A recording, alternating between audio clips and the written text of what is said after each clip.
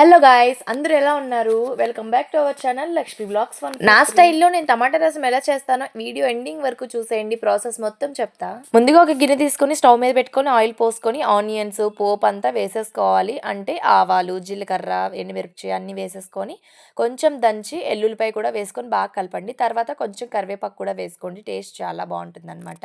అవి బాగా వేగనివ్వండి. వేగిన తర్వాత కొంచెం మనం మిక్సీ పట్టుకున్న అల్లం వెల్లుల్లి పేస్ట్ కూడా వేసేసి బాగా కలపండి. బాగా వేగాలి. ముందుగా టమాటోస్ ని తీసుకొని బాగా ఉడకపెట్టుకోవాలి. అవి చల్లారిన తర్వాత మిక్సీ వేసేయాలి. కొంచెం చింతపండు కూడా నానబెట్టుకొని పెట్టుకోండి. ఇలా మిక్సీలో గ్రైండ్ చేసిన పేస్ట్ ని మనం ముందు వేయించి పెట్టాం కదా, దాంట్లో అయితే వేసేయాలి. అలా పేస్ట్ వేసేసిన తర్వాత మనం ముందు టమాటోస్ ని ఉడకబెట్టాం కదా, ఆ వాటర్ కూడా దీంట్లో వేసేసుకోండి. టేస్ట్ చాలా బాగుంటుంది. నెక్స్ట్ వచ్చేసి మనం నానబెట్టుకున్న చింతపండుని బాగా పిసికేసి ఆ వాటర్ లో అయితే వేసేసుకోండి. మీకు ఎంత క్వాంటిటీ కావాలో అంత క్వాంటిటీలో అయితే వేసుకోండి. మీకు ఎంత కావాలో పులుపు అంత పులుపు వేసుకోండి. ఎక్కువ వేసుకున్నా బాగా పుల్లగా అయిపోతుంది.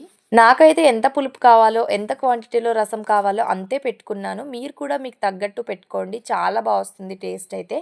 ఇలా కలిపేసిన తర్వాత దీంట్లో కొంచెం కారం అండ్ బయట షాప్స్లో రసం పౌడర్ అంటే ఇస్తారు. రసం పౌడర్ కూడా యాడ్ చేసుకోండి.